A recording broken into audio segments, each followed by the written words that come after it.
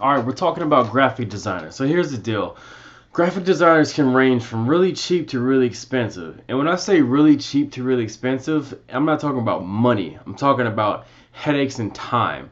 So, with the graphic designer, you want to find somebody that's responsive, that you can get back to and they get back to you. Somebody that gives you all the file formats, meaning that, so say you want to get your logo done. You send him a picture of something you like. You tell him to make one up. He sends you back a mock-up or example or proof. You like it, you pay him, right? You should get all the file formats. I'll put all the file formats in the notes below, or in the show notes. And then what you could do is you could shoot me a text message if you have any other questions about this. I'm always happy to help out. But you should get a PDF, a JPEG, a PNG, a EPS, and an SVG. And you should get the native file. If they created in Photoshop or Illustrator, tell them to send you those files as well.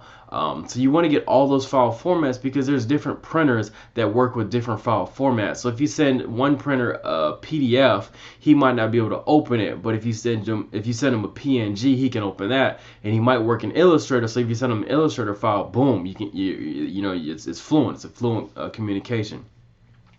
So what I always recommend, if you're first getting started out, either use a site like Fiverr, and I'll put that in the notes as well, Fiverr.com. Fiverr.com, they're really, really, really cheap, and these are people who live off of reviews, so they will do a good job, and they will be responsive.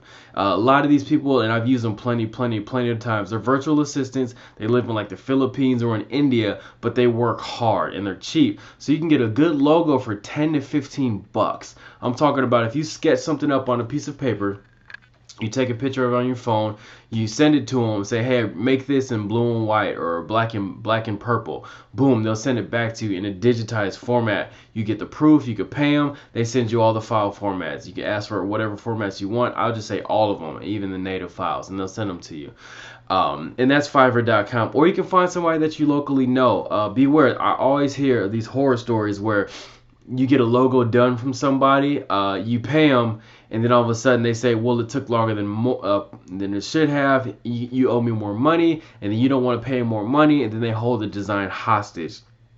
Or they give you the file format, you think you're good to go, and then they go MIA. They quit the business. They move to Africa or wherever. You can't get a hold of them, or their phone gets turned off or whatever, and you can't get a hold of them, and your files are gone. So you want to get all the file formats, especially if you're dealing with somebody local or somebody that you may know personally. But if they're good, then they're good, and use them.